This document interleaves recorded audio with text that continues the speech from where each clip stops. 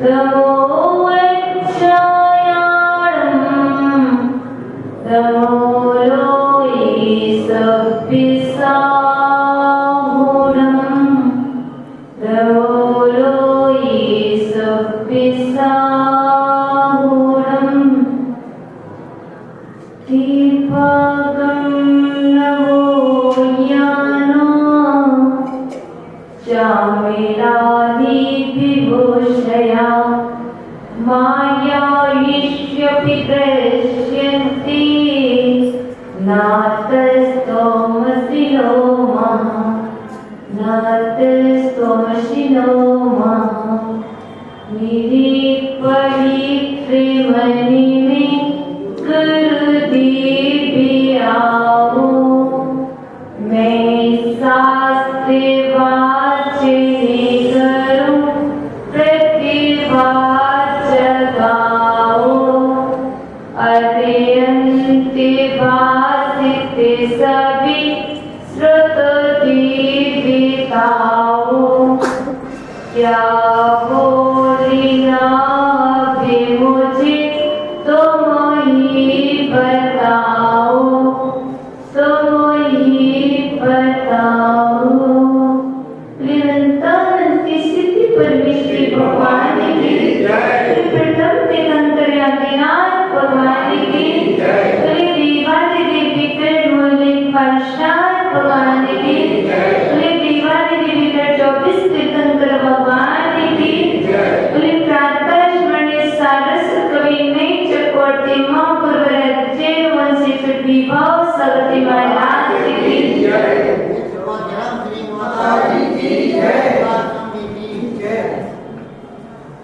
तेरी आत्मन हिमा चिन्वाणी जग कल्याणी अरिहंतिवासिता सिद्ध सिद्धिता आश्चर्य आश्चर्यित उपाध्याय उपासिता सर्वे साधु साधित जीवित तत्व प्रबोधिनी अजीवित तत्व वेचिनी सर्वास्त्र निरोधिनी कर्मे बंधे विमोचिनी संबल परिप्रदायिनी निर्जना निर्जरणी मोक्ष मार्गधारिणी हेमा जिनवाणी तेरी जय हो सदा विजय हो तेरे विशाल पद में श्रुत सूर्य का उदय हो श्रुत ब्रह्म का उदय हो श्रुत पुत्र का उदय हो। प्रिय मंगलम मंगलम किम भवति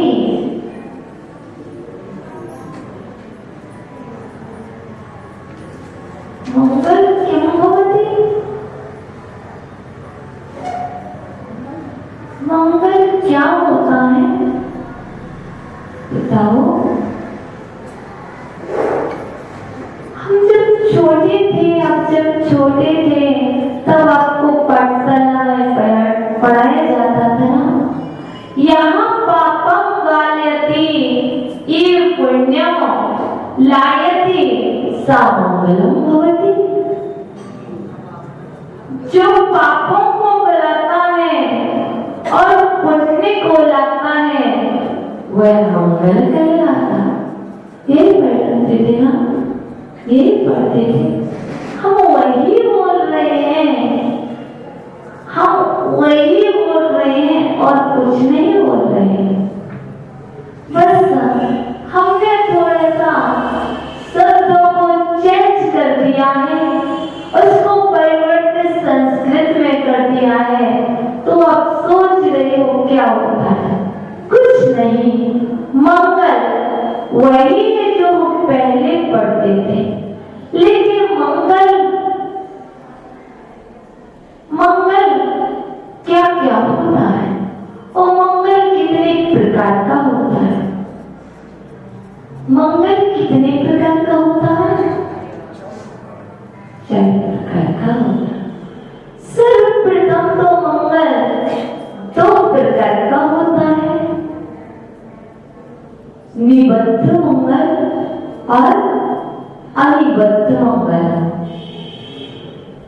निबद्ध मंगल और अनिबद्ध मंगल।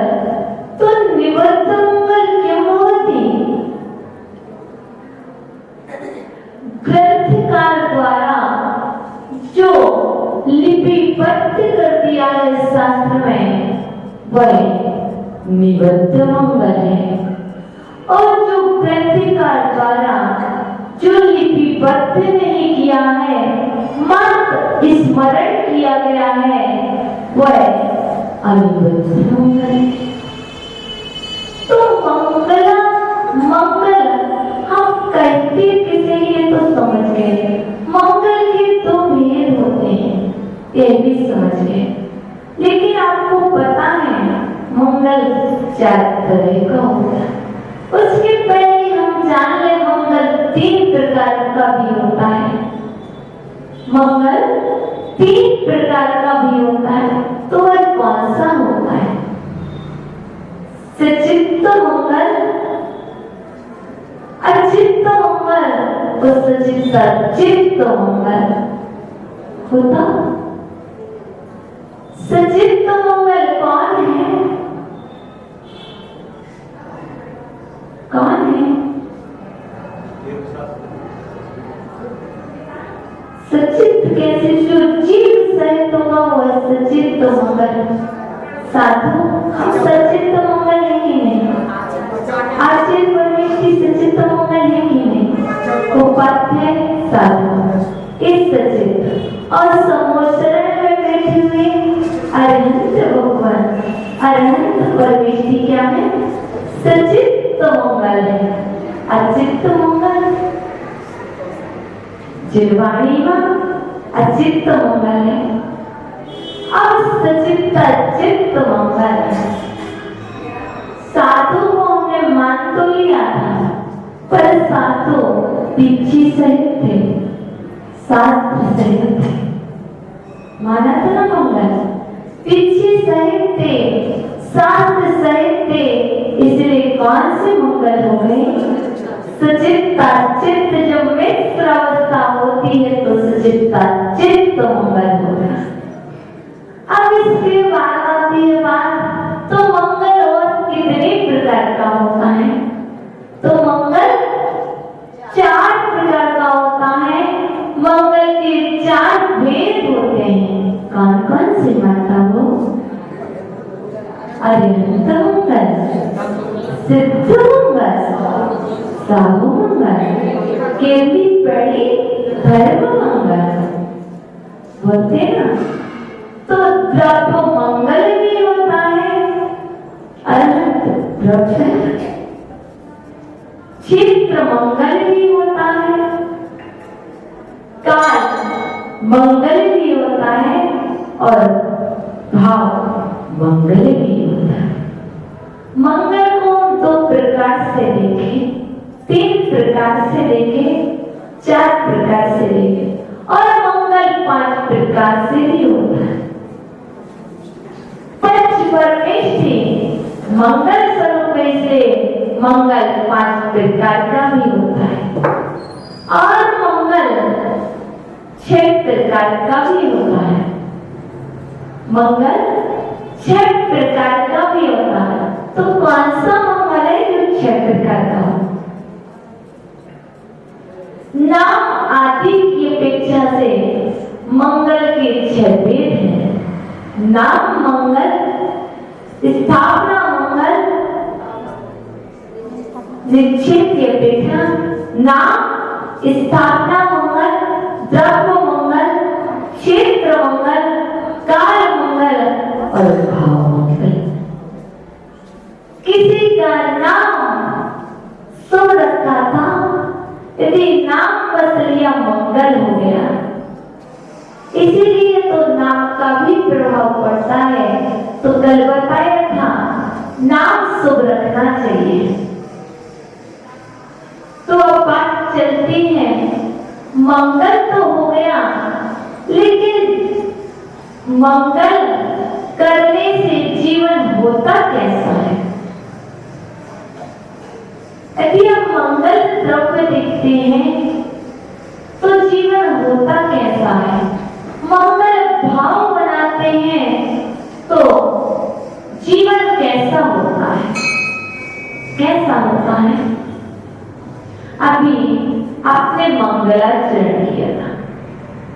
दिया था?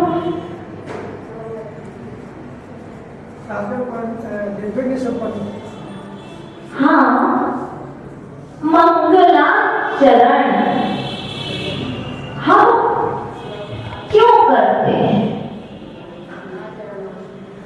पहला तो कारण यह है नास्तिकता का परिहार करने के लिए करते ना, शिष्टाचार का पालन करने के लिए और पुण्य की प्राप्ति के लिए और कर्म की निर्विघ्न समाप्ति के लिए हम क्या करते हैं? मंगलाचरण करते हैं। ये तो इसलिए होगा, लेकिन होगा क्या मंगलाचरण करने से? जीवन कैसा होगा? मंगलमय होगा, पक्का है, पक्का है। जैसे जब हम मंगलाचरण करते हैं तो पहला उद्देश्य तो यही होता है कि हमारा जीवन मंगलमय हो जाए, लेकिन उसके पहले हम क्या करते हैं? विनय करते हैं। किसकी? देवी सतगुरु की। ठीक है, कैसे करते हो? क्योंकि आचार्य मोहन कुंद स्वामी ने लिखा है, विनयो मुख द्वारो, विनय मोक्ष का द्वार है। तो किसकी विनय?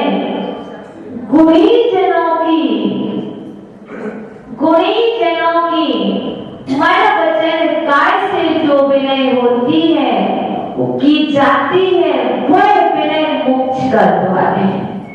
सिर्फ देव सतगुरु की ही नहीं, गुणी जनों की मन वचन काय से की जाने वाली विनय मोक्ष का द्वार है। सिर्फ देव सतगुरु की तो ठीक है, क्या गुण और किसी समय दृष्टि में नहीं हो सकते? हो सकते हैं। तो यहाँ पर आप पढ़ते तो हो मेरी भावना में, गुणी जनों को तीर्थ हृदय में मेरे प्रेम उमड़ आवे, बने जहाँ तक उनकी सेवा करके यह मन सुख पावे। तो कहीं ऐसा तो नहीं गुणी जनों को देख रही हो और प्रेम ना उड़े? अब प्रेम उमड़ जाए, क्योंकि जितने जीव बैठे हैं कोई ना तो कोई गुण होंगे। ऐसा कोई जीव हो नहीं सकता जिसके पास गुण ना हो।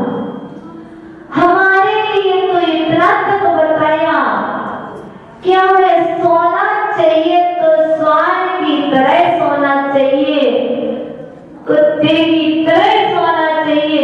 उस डॉगी के भी गुणों को लिया गया है। फिर हम किससे अब प्रेम उमड़ता है? हमें तो गुणों की बात चल रही है।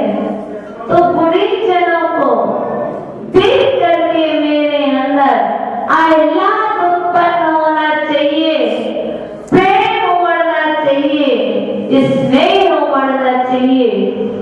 और वस्तुता मेरी भावना शास्त्र में लिखी रह जाती है, लिखी रह जाती है। कहाँ रही वह मेरी भावना? वह तो लिखने वाले तेरी भावना थी, वह मेरी भावना थी ही नहीं। ठीक है? नहीं, जो लिखी है, जिसने लिखी है, उसकी भावना थी, आपकी भावना नहीं थी। आप तो सिर्फ बोल रहे थे कि मेरी भावना है। सिर्फ 5 अक्षर बोल रहे थे, मेरी भावना। बाकी जो कुछ पढ़ रहे थे वह सब तेरी भावना है। इसलिए कैसे गुणी जनों के मन से वचन से क्या करना चाहिए? जो विनय की जाती है वह मोक्ष का द्वार है।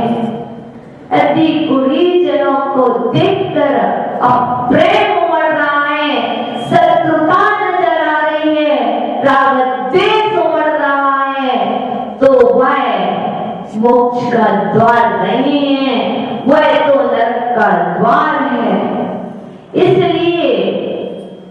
इसलिए क्या करना चाहिए? विनय शील मन क्या है? मंगल मन है। मंगल को समझ रहे? आज हम मंगल से बाहर नहीं जाएंगे। विनय शील मन मंगल मन है। यदि हम अपने मन को मंगल बनाना चाहते हैं तो विनय शील मन होना चाहिए, कहीं अविनय शील मन तो नहीं है।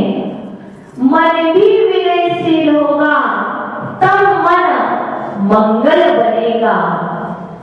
जब विनयशील वचन होंगे, जब विनयशील वचन होंगे तो मंगल प्रवचन होगा। जब तक विनयशील वचन नहीं होंगे तब तक मंगल प्रवचन हो ही नहीं सकता। आप कहते हो प्रवचन दो, पहले देखना होता है कि हमारे वचन विनयशील हैं कि नहीं। जब विनयशील वचन होंगे तो मंगल प्रवचन हो जाएगा। करना नहीं पड़ेगा कि प्रवचन क्या है। अब बात आ रही है किसकी? मंगलाचरण की। तो मंगलाचरण होगा कब? सभा में आते हो, कहते हो भैया कौन मंगलाचरण करेगा? दीदी आप करोगे? दादाजी आप मंगलाचरण करेंगे कि वह भाभी जी मंगलाचरण करेंगे?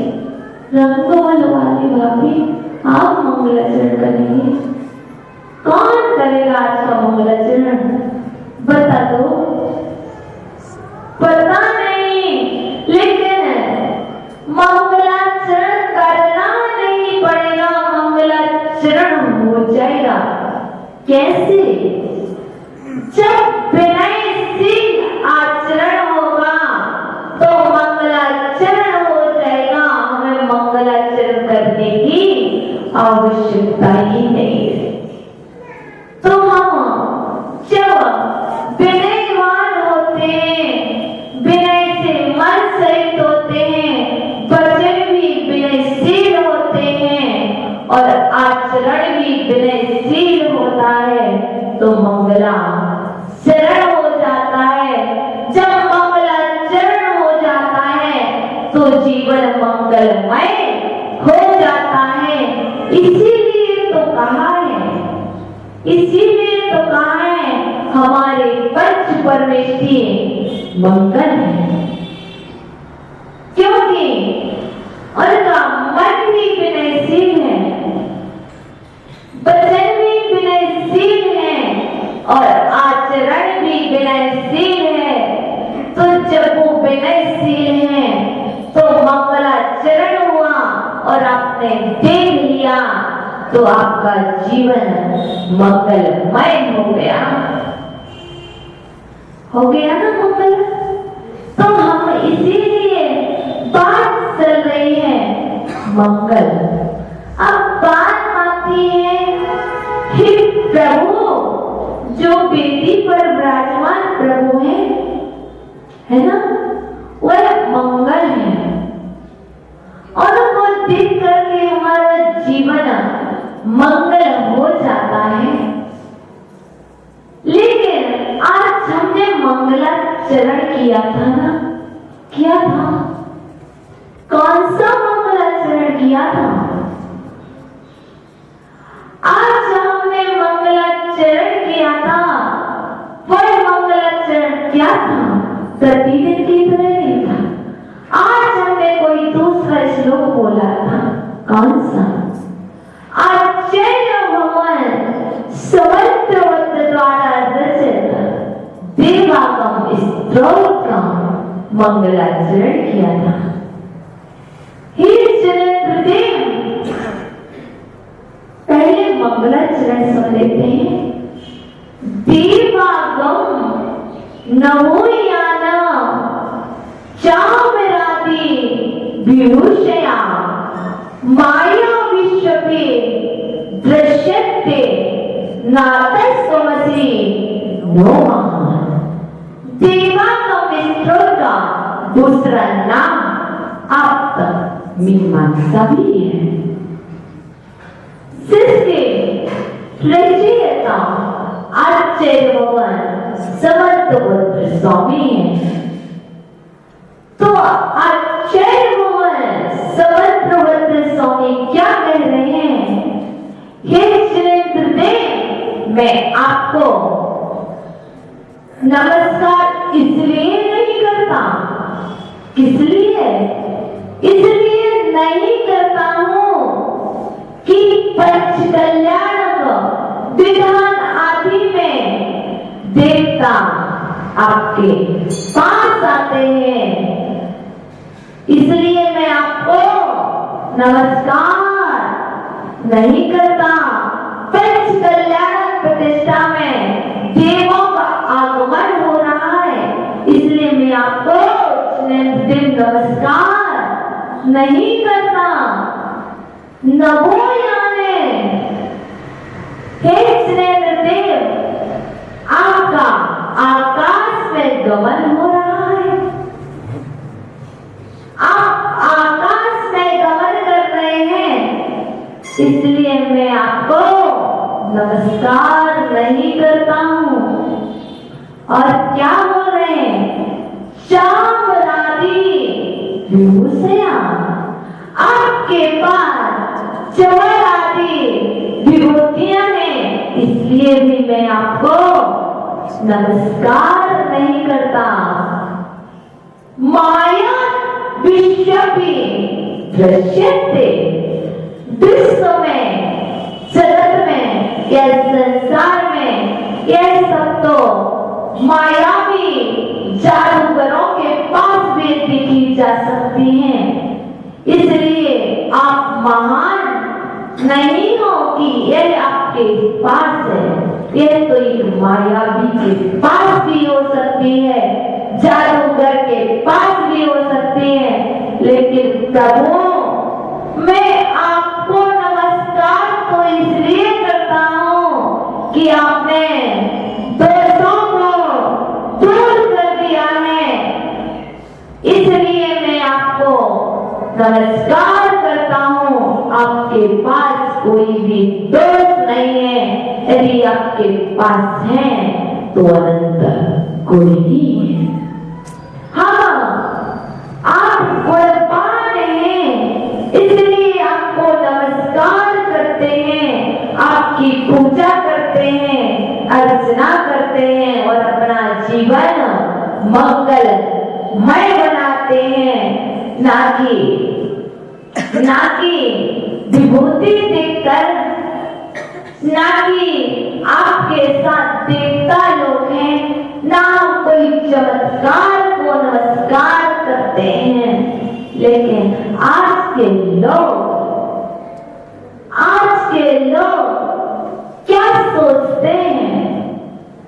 क्या सोचते हैं?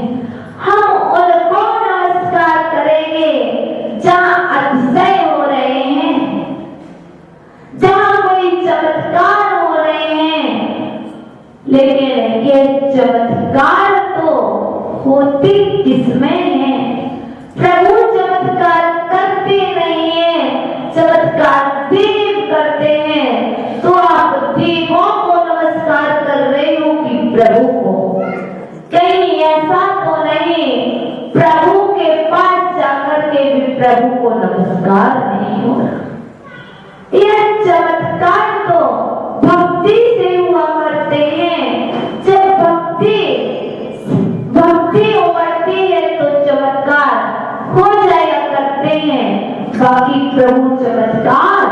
नहीं दिखाते, ना कि मंदिर में प्रभु के मस्तक से या प्रभु के सर्वांग से कुछ पुष्प वृष्टि होती है, कुछ नहीं होता। होंगे कोई देव लोग, होंगे कोई देव लोग जो सब चमत्कार करते हैं, और कहीं ऐसा ना हो, कहीं ऐसा ना हो आप सिर्फ एक ही भगवान के बंधे रह जाएं, कोई एक भगवान के बंधे रह जाएं और दूसरे के लिए, दूसरे भगवान के लिए नमस्कार भी ना करें। इसलिए मंदिर में आते हैं, मंदिर में आते हैं, सब भगवान बराबर हैं, लेकिन आजकल ये सुनते हैं यह मेरे भगवान, यह मेरी बेटी, यह हमारे दादा ने बनवाई, यह हमारी दादी ने बनवाई, इसका पंच कल्याण हमने करवाया। भगवान को आपने अपना बना लिया, तो फिर रखते घर में, क्यों रखा मंदिर में? भगवान मेरे नहीं है, भगवान तो सभी के हैं। मैंने कुछ नहीं किया, मैंने तो सिर्फ दान दिया था, जो दिया था उसको भी याद नहीं करना, मैंने कुछ दिया था। जो कुछ किया कर्तव्य था, कर्तव्य समझ करके किया। हमारा तो कर्तव्य है, हम कहीं भी अभिषेक करेंगे, कहीं भी कुछ करेंगे, लेकिन यह यदि आपके लिए सेवा सौंपी गई है, सेवा सौंपी गई है, तो ये कर्तव्य की व्यवस्था बनी रहे तो आप उसी वेदी पर करेंगे। यदि सेवा नहीं है तो हम तो किसी भी वेदी पर करेंगे। इतनी सारी भगवान है, इतना बड़ा समोसरण है, हम तो किसी भी वेदी पर कर लेंगे। जब आप आज इस वेदी पर करेंगे, कल दूसरी पर करेंगे, तो और उत्साह जागृत होगा और पूजा में विशेषता आएगी। लगेगा आज मेरा परम सौभाग्य है, मैं तो प्रतिदिन एक ही वेदी पर प्रक्षालन करता था, अभिषेक करता था। आज मेरा परम सौभाग्य है कि मैं दूसरी वेदी पर भी कर रहा हूं, कल तीसरी पर कर रहा हूं। धन्य हूं मैं, कम से कम मुझे मंदिर की वेदी की सेवा करने का सौभाग्य मिला। हाँ, कार्य तो करते हैं, भार समझ कर ना करें, भार समझ कर ना करें। कोई नहीं आता है तो मुझे करना पड़ रहा है, समाज ने कह दिया तो करना पड़ रहा नहीं, यह मेरा परम सौभाग्य है। कम से कम सभी ने मुझे इतने योग्य समझा, इसीलिए तो प्रभु की सेवा का सौभाग्य मिला है। सेवा तो सब करते हैं, ये सब और आप सब करते हैं। कोई घर में बच्चों की सेवा करता है, परिवार की सेवा करता है, ये सौभाग्य कब मिलता है? बड़े पुण्य का योग आता है जब प्रभु की सेवा करने का सौभाग्य मिलता है। घर की सफाई सब करते हैं। अभी आई थी दीपावली, आई थी ना, घर में बहुत सफाई की थी और घर में प्रतिदिन झाड़ू सब लगाते हैं, पोछा सब लगाते हैं। कोई ऐसा है जो प्रभु के यहाँ झाड़ू पोछा लगाता? माली तो करता, वो ठीक है, वो ठीक है। कभी अपने आप को सोच लेना चाहिए, मैं भी आज प्रभु के मंदिर की सफाई करूंगा, घर की सफाई करता हूँ, पाप लगता है। यदि प्रभु के यहाँ आकर के सफाई की तो पता लगेगा ये जीवन धन्य होगा और मंगलमय हो जाएगा। आज मंगल जीवन को मंगल बनाने के लिए यहाँ आए हो, क्योंकि मंगल करने से पुण्य होता है। और यह मंदिर जिला है क्या है? मंगल है। तो हम प्रभु के यहाँ भी कभी झाड़ू पोछा कर लें। ये ना सोचें आज माली दिया नहीं आया, ये चावल पड़े हैं, ये चावल पड़े हैं, कब आएगा? लेट आएगा। मंगलमय बनाने आए थे, बना क्या लिया? कहीं मंदिर में आकर के जीवन मंगलमय तो नहीं कर लिया। उठा लेना है झाड़ू, लगा लेना, क्योंकि कई बार तो आप रानी बन चुकी हैं। मैं रानी बनी ही हूँ, कोई दिक्कत नहीं है। कई बार रानी बन चुकी हूँ, अब तो मुझे परमात्मा के दरवाजे में, परमात्मा के द्वार में झाड़ू लगाना है।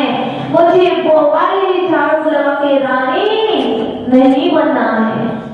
मुझे तो कौन सी रानी बनना है? कौन सी मैं रानी बनना है? घर की मैं रानी बनी तो घर में झाड़ू लगाना पड़ेगा। जगत की रानी बनी तो पूरे रोड साफ करना पड़ेगी। सच है ना? ये क्या? जब हम अपना पुण्य बढ़ाएंगे, एक बार प्रभु की सेवा करेंगे, क्योंकि आप लोग जो सेवा नहीं कर पाते तो कैसी भी सेवा कर सकते हैं सौभाग्य मानकर। आज मेरा परम सौभाग्य है। कई दिनों तक मुझे मंदिर के दर्शन नहीं होते, तो घर की सफाई करते हैं। बिल्कुल।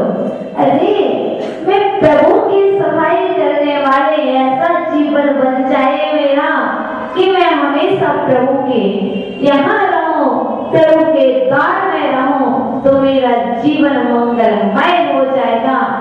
अब प्रसन्न दिख रहे हो बहुत सारे, क्योंकि प्रसन्नता ही तो हमारे उत्साह को प्रदर्शित करती है।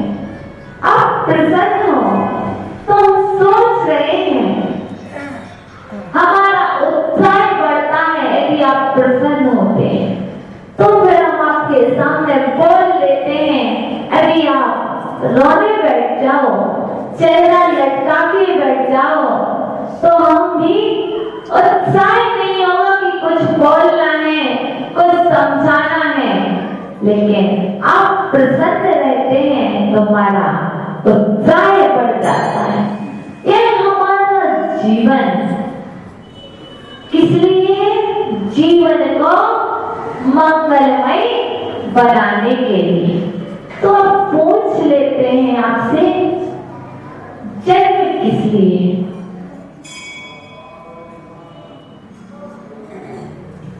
जन्म किस लिए? क्या जन्म जन्म के लिए? जन्म को नाश करने के लिए। क्या जन्म मरण के लिए है? दोबारा जन्म ना हो। जन्म हमारा किस लिए? जन्म है हमारा जीवन को मंगलमय बनाने के लिए, सदा चरण का पालन करने के लिए और अरहंत सिद्ध पद को प्राप्त करने के लिए। ना कि जन्म हमारा जन्म के लिए है, ना जन्म हमारा मरण के लिए। हम जन्म दिवस मनाते हैं, मरण दिवस मनाते हैं, मनाते कि नहीं? जन्म उत्सव मनाते हो, विवाह उत्सव मनाते हो, और पुण्य तिथियां मनाते हो, बरसी मनाते हो। मनाते ना, बरसी मनाते हो प्रत्येक वर्ष। अब जन्म किसका मनाना है, किसका मनाना है? अति जन्म दिवस मनाना है तो किसका? तीर्थंकरों का जन्म दिवस मनाओ। उनका जन्म हुआ था, किस लिए हुआ था?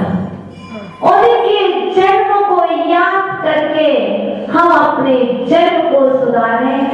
लेकिन आज विवाह होते हैं किन तिथियों में? आपको पता होगा, आपको पता होगा, यदि आप बीज जो फसल सर्दी के मौसम में आना है, एग्जाम्पल से समझना, जो फसल सर्दी के मौसम में आना है, यदि वही बीज आप बरसात के मौसम में बोओगे तो क्या होगा? बीज क्या होगा? नष्ट हो जाएगा ना। यदि आप पंच कल्याणक तिथियां, जो पंच कल्याणक के मुहूर्त हैं, उन मुहूर्त में यदि विवाह करते हो तो आपका विवाह भी निष्फल हो जाएगा।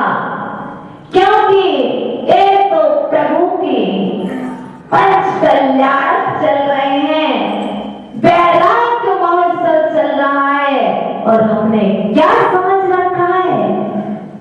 क्या समझ रखा है? अच्छा मुहूर्त है, अच्छी तिथि है, भगवान का पंच कल्याणक चल रहा है और पंच पाप का, पंच पाप रूपी हम विवाह कर लें, तुम्हारा जीवन मंगलमय हो जाएगा। नहीं होगा मंगलमय, नहीं होगा मंगलमय, होगा तो मंगलमय ही हो जाएगा। क्योंकि वह क्षण, वह काल, वह क्षेत्र जीवन को मंगलमय बनाने के लिए था, पुण्य को बढ़ाने का था। कहीं आपने पाप को तो नहीं बढ़ा दिया। लोग कहते हैं, आप जैसे लोग क्या कहते हैं? साधुओं का विहार हो रहा है। सब मुहूर्त में साधु विहार करते हैं, तिथि देखते हैं, मुहूर्त देखते हैं। जब साधु परमेश्वरी या महाराज जी लोग सब मुहूर्त में विहार करते हैं, वह मुहूर्त अच्छा है तो क्यों ना हम उनके गमन के साथ साथ अपनी बारात का मुहूर्त निकाल लेते हैं, पंडित जय निकाल देते हैं। साधुओं का गमन चल रहा बिहार का मुहूर्त है, ये तो साधुओं के बिहार का मुहूर्त है और आप बारात के ले जाने का मुहूर्त निकाल लेते हो। लेकिन वह मुहूर्त बारात निकालने वाला नहीं था, वह बिहार का मुहूर्त था। कहीं ऐसा ना हो छोटे से ज्योतिषी में पड़ जाओ, वो बिहार के मुहूर्त में कह देगा कि अभी कौन सी लग्न चल रही है, स्थिर अस्थिर लग्न है, चल लग्न है, चल लग्न में चलकारे होते हैं। तो बिहार में साधु ने चल लग्न देखी थी तो तुम भी व्रत की निकासी करा दो। नहीं, पहले ऐसा नहीं होता, क्योंकि ज्योतिष ग्रंथ में आचार्य भगवान ने कह दिया है सब कुछ ठीक है। यदि क्या, यदि जातक की कुंडली में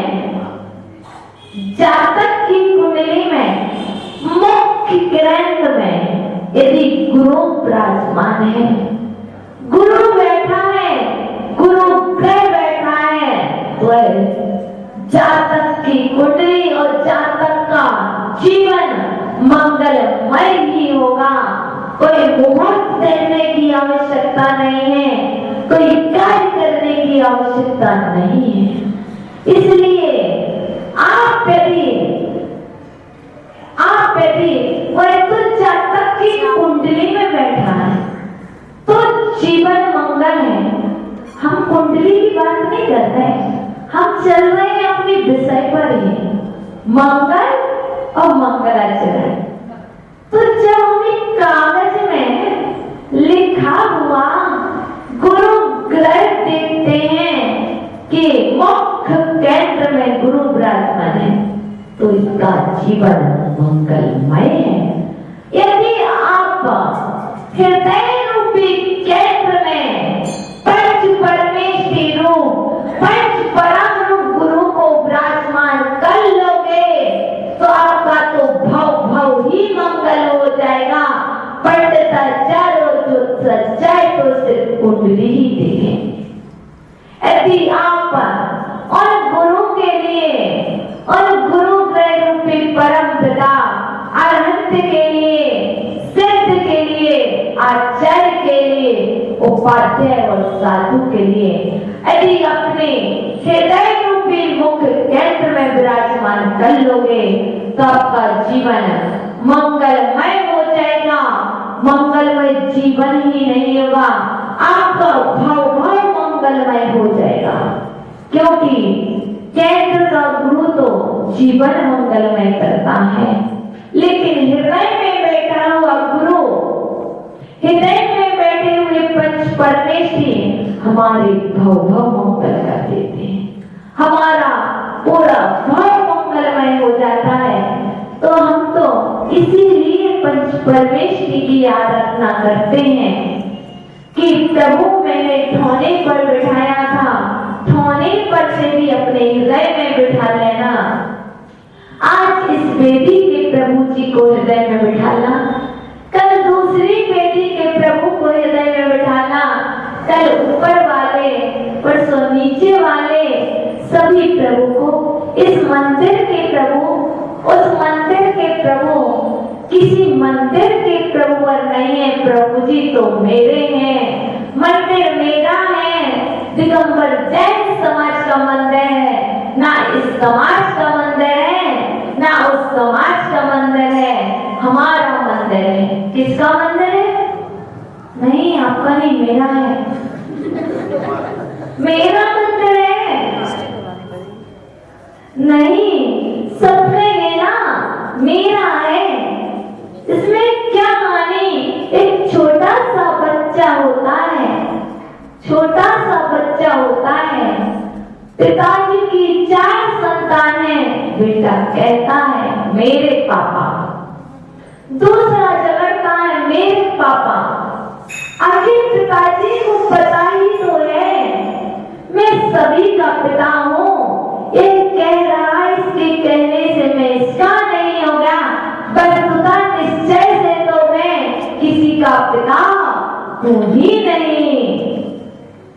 व्यवहार में कह रहे हैं यह पिता मेरे हैं, यह माँ मेरी है। हम भी कहते हैं मेरे गुरुवर, माँ गुरुवर, मेरे गुरुवर। भैया सूर्य किसका है? सूर्य किसका है?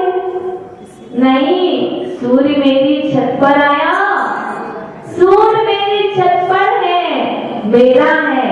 बच्चे जब छोटे होते हैं, जो खेलते हैं, ये सूर्य किसका है? मेरा है। दूसरा बच्चा अपने घर में होता है, वो कहता मेरा है। सूर्य किसी का नहीं है, जैसे सूर्य किसी का नहीं होता। जो सोते हैं अनेक तो सूर्य के दर्शन ही नहीं होते, और जो जागते हैं उनको सूर्य के दर्शन होते हैं और कहते हैं मेरा सूर्य नहीं। ऐसे ही हमारे प्रभु किसी के नहीं होते, जो उनके पास आता है, जो उनकी शरण में आता है, प्रभु तो उसके होते हैं। जो उनको दिल में बसाता है, प्रभु उनके होते हैं। ऐसे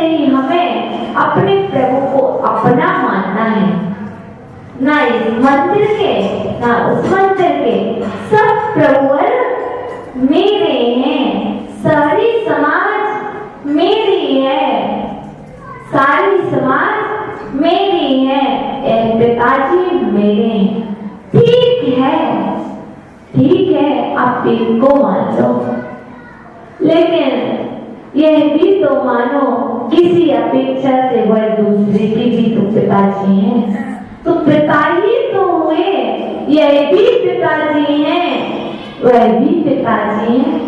इस बेटी पर बैठे हुए पार्श्वनाथ, इस बेटी पर बैठे हुए पार्श्वनाथ मूल नायक हैं, तो दूसरी बेटी पर बैठे हुए पार्श्वनाथ वह भी तो मूल नायक हैं, वह भी तो उस बेटी के मूल नायक हैं। हमें तो श्रद्धा है, श्रद्धा है, हमारे पिताजी हमारे लिए सब कुछ करते हैं। आपके पिताजी करते हैं, करते हैं। अरे हमारे तो परम पिता अरहंत देव सबका हित कर सकते, ये पिता हो सकता है बच्चों के साथ भेदभाव कर ले, ये पिताजी हो सकते हैं एक बेटे के लिए अच्छी चीज, एक बेटे के लिए बुरी वाली सस्ती क्वालिटी की। लेकिन हमारे परम पिता अरहंत देव ना भेदभाव करते हैं, ना कुछ करते हैं। जो जैसी श्रद्धा भक्ति से आता है वह वैसा ले जाता है। क्या ले जाता? पुण्य को संचय करता है और अपनी झोली में घर ले जाता है और सबको लुटा देता है। तो हमारे परम पिता किसी के साथ भेदभाव नहीं करते हैं। यदि हमारे गुरुवर भी हमारे साथ भेदभाव नहीं करते। जैसे ये 5 अंगुलियां, ये 5 अंगुलियां एक से नहीं दिख रही हैं, ऐसे ही आपके 5 बेटे एक से नहीं होंगे। तो आप उनको दोष नहीं देना, ये अच्छा नहीं है, यह बुरा है, यह ऐसा है। अरे भैया, जब मेरी स्वयं की ये 5 अंगुलियां ठीक नहीं है, एक से नहीं है, तो सब लोग एक से कैसे हो सकते हैं? यदि कदाचित ऐसा करना चाहो, परिवार को बनाना चाहते हो, तो उसके पहले अंगुलियों को ऐसा बना लेना। परिवार के लोगों को चाहते हो ये मेरे अनुसार एक से बेदी पर बैठे हुए श्री जी एक से नहीं है। बेदी पर बैठे हुए श्री जी एक से नहीं है। कोई छोटी है, कोई बड़ी है, कोई काली है, तो कोई सफेद है। जब प्रभु में भेदभाव नहीं किया, जब प्रभु की प्रतिमा अलग अलग है, फिर भी कुछ नहीं, और घर में रहने वाले अलग अलग हैं, तो क्या विचार आता? कोई बात नहीं। यदि आप कदाचित एक से अंगुली कर लोगे तो बहुत बेकार लगेगी, बहुत बेकार लगेगी। और जिसका जो कार्य है, इस अंगुली का जो कार्य है अंगुष्ठ का, वो वही करेगा।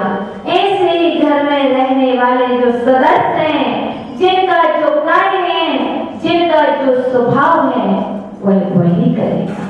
हम किसी को बदल नहीं सकते हैं। बदलने के चक्कर में हम अपने परिणाम खराब न करें। बदलना है तो स्वयं को बदलो, स्वयं बदल जाओगे, दूसरा अपने आप बदल जाएगा।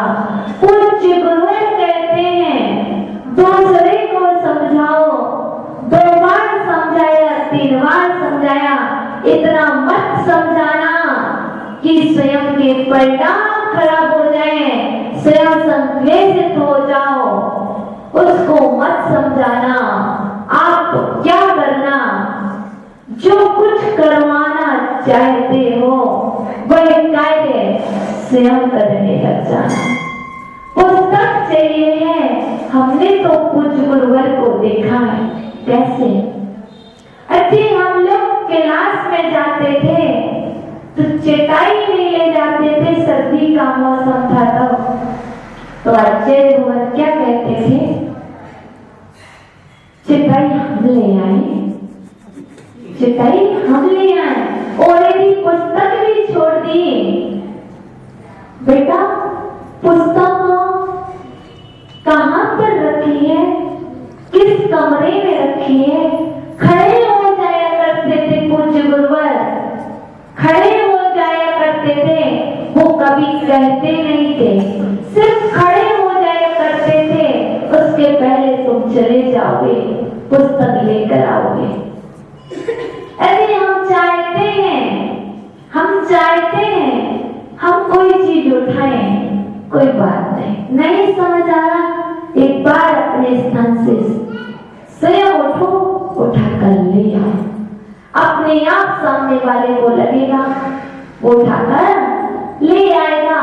वैसे भी आपने देखा होगा पूज्य आचार्य गुरुवर विद्यासागर जी को, वह कभी भी अपना कमंडल किसी को देते क्या? नहीं देते।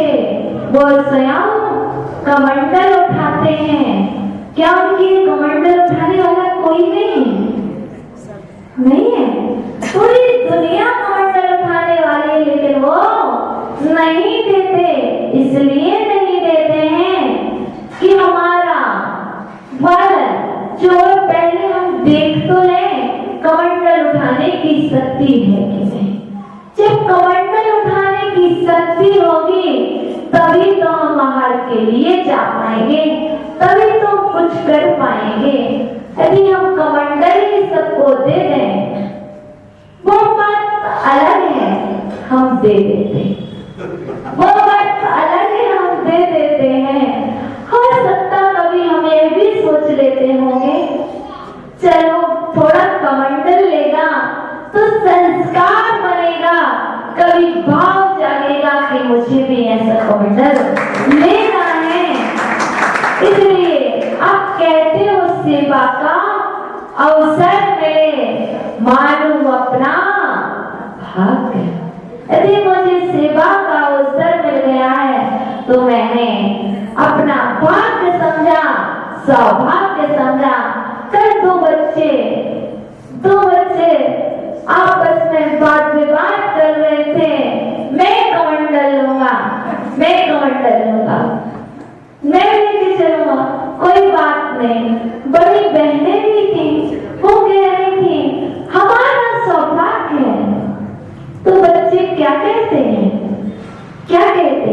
अरे आप तो माता जी को छूकर दर्शन करती हो दीदी, ये हमारा सौभाग्य है कि हमें कमंडल दे दो। हाँ, उस समय अपनी सोच को कहाँ ले जा रहे हैं? बच्चे हैं, यदि बच्चों को अपन आगे बढ़ाएंगे। बच्चा रो रहा था मुझे आहार देना है, एक ग्रास दिया, 2 दिया, हम किसी ने कह दिया बेटा तुम साइड में हो जा, तुमने आहार दे दिए हैं, सबको देना नहीं, मुझे और आहार देना है। कोई बात नहीं, हमारा कर्तव्य है कि कोई रोए ना। यदि हम चौकी में गए, हम आहार लेने गए, हम किसी को दुखी करके आए, यह हमारा साधु का कर्तव्य नहीं है कि किसी को रुलाए, किसी को दुखी करें। अरे वो भी छोटा सा है, अज्ञानी है, जो समझ आ जाएगी तो समझ जाएगा। कब समझेगा? जब वो आहार देगा, उसके पास माता जी के पास आएगा तब तो समझा पाएंगे। जब वो मंदिर ही नहीं आएगा तो कैसे समझाएंगे? तो हमने भी क्या कहा, हम भी आहार जैसे बच्चे जिद्दी होते कि हमें आहार देना है, तो हमारा भी नियम है कि हम भी उसी से आहार लें। तो हमने भी बच्चों को बिठा लिया आगे, जो बच्चा रो रहा था। तो क्या हुआ? कुछ महिला को जलन होने लगी। कैसी वाली? हम भी कल से रोएंगे, हम भी ऐसा करेंगे, तो कल से हमें भी बुराई नहीं कर रहे, बुराई नहीं समझना, तो क्या? तो हम भी रोएंगे, तो माता जी हमें भी कल से आगे बिठा लेंगी। आप तो समझदार हो, आपको हम समझा देंगे, पर उसको हम कैसे समझा सकते? क्योंकि माता पिता जो होते हैं, गुरुजन जो होते हैं, इसको कैसे समझाना, कैसे संभालना? ठीक है, अब रो करके भी वह पुण्य बांध रहा है। वह व्यक्ति रो करके भी पुण्य का संचय कर रहा। क्यों? मुझे आहार देना थे, इन लोगों ने मुझे 2 ही बार दिलाए, मुझे बहुत सारे देना थे, और उसको विकल्प हो रहा है। और बच्चे एक कह रहा है, एक आपने दिया ग्रास तो एक हमने, एक मैंने दिया तो एक हमने, तीसरा मेरा हम कब से बैठे मिले मिले। कल जब बाहर हो रहे थे बच्चे ही बच्चे थे, लेकिन मजा बहुत आता बच्चों के साथ, क्योंकि जितने अच्छे से बच्चे करवाते हैं उनके लिए संस्कार बनते। तो हम रविवार को क्यों ना हमने कह दिया बच्चों से, बच्चों दीदी जो मना कर रही थी, कहना दीदी आज हमें परेशान किया, कल संडे को फिर मिलेंगे, अगले संडे को फिर मिलेंगे परेशान करने। तो वह कह के भी गया, कहता है दीदी बोलती हैं, बोल रही थी दीदी ये बच्चे मेरी सुनते नहीं, हमने कहा था माता जी बन जाती तो वो अवश्य सुनते। तो बच्चे ने भी कहना नहीं छोड़ा। किस बच्चे ने? कोई नहीं, ये पन्ना के ही बच्चे हैं, पन्ना के ही बच्चे हैं। बच्चे ने कह दिया दीदी तुम माता जी बन जाओ, कल से हम आपकी सुनने लगेंगे, और अगले संडे को फिर से आएंगे आपको परेशान करने। तैयार रहना, हम अगले संडे को फिर से आएंगे आपको परेशान करें, क्योंकि अब माता जी तो बनोगी, वाली माता जी बनोगी, संसार वाले। तो पहले से प्रैक्टिस कर लो कैसे बच्चों को संभालना है, पहले से प्रैक्टिस कर लो। अभी तो ये दूसरे बच्चे सिर्फ संडे को परेशान कर रहे हैं, फिर आपको जब वो चिल्लाएंगे रोएंगे तो कैसे संभालोगे? इसलिए शिक्षा कैसी होना चाहिए? चौकी में भी शिक्षा मिलना चाहिए। आहार करवा रही हो, बस बच्चों को हमारा तो कर्तव्य है, जो एक तो वृद्ध हो गए हैं उनको भी, और जो युवा हैं, जो बच्चे हैं, उनको आगे लाना है। क्योंकि हमारी जो नई पीढ़ियां हैं वो कहाँ धर्म से दूर जा रहे हैं। तो बच्चे और बड़े लोग यह मत सोचना माता जी नियम नहीं देती हैं, देती है माता जी नियम। कल नियम दिया था, आज भी देंगे, और मुझे विश्वास भी है पूरे लोग पालन करेंगे हृदय से। कल सबने किया हुआ जितना बना आज भी करेंगे, क्योंकि आपको पता है छोटे छोटे नियम एक दिन बहुत बड़े हो जाते हैं।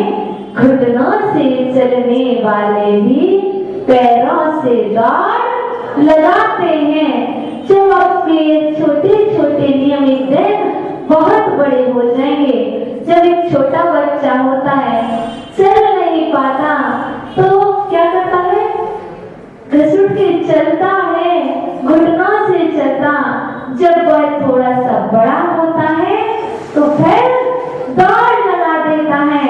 ऐसे आज आप एक दिन का पालन करोगे, ये छोटे छोटे नियम आपके भी एक दिन बहुत बड़े हो जाएंगे तो एक दिन आप भी महाव्रत जैसे नियम को अंगीकार कर लोगे और वहां पहुंचोगे जहां हमारे प्रभुवर पहुंचे हैं। आप वहां पहुंचोगे जहां हमारे गुरुवर पहुंचे हैं। तो हमें भी अपने जीवन को मंगलमय बनाना है। तो कैसे? पहले मन को विनयशील बनाए, उसके बाद वचन को विनयशील बनाए, आचरण को विनयशील बनाए तो मंगलाचरण हो जाएगा। जब मंगलाचरण हो जाएगा तो जीवन मंगलमय हो जाएगा। और ये जीवन मंगलमय बनाने के लिए हम सब यहाँ आए हैं। हम पंच परमेष्टि का स्मरण करते हैं। पंच परमेष्टि के स्मरण मात्र से ही हमारा जीवन मंगलमय हो जाता है। यदि सुबह सुबह उठ के हमने एक बार बोल दिया ओम, ओम मत बोल दिया, इतने में हमने अपना जीवन मंगलमय कर लिया। नमोकार मंत्र ना पढ़ पाओ, ओम बोल दो, ओम नमः सिद्धिभ्या बोल दो। यदि नमोकार मंत्र पढ़ सकते हैं, क्योंकि यहाँ तो सबको याद है, तो नमोकार मंत्र भी पढ़ सकते हैं। जिन्हें याद नहीं होता तो वो ओम को याद कर लें। बस इसके बाद अपना जीवन मंगलमय बनाए। ओम में पंच परमेष्टि समाहित होते हैं। जो पंच परमेष्टि हमारे जीवन को मंगल करते हैं, मंगलमय बनाते हैं। तो अब अपने जीवन को मंगलमय बनाए। मंगल करने की आवश्यकता नहीं रहेगी। जीवन को ही मंगलमय बना लो, आचरण को मंगलमय बना लो तो मंगलाचरण हो जाएगा। तो आपका वक्त हो चुका है, आपका वक्त हो चुका है घर जाने का। तो अब आप बोलेंगे हम गुरुवर आज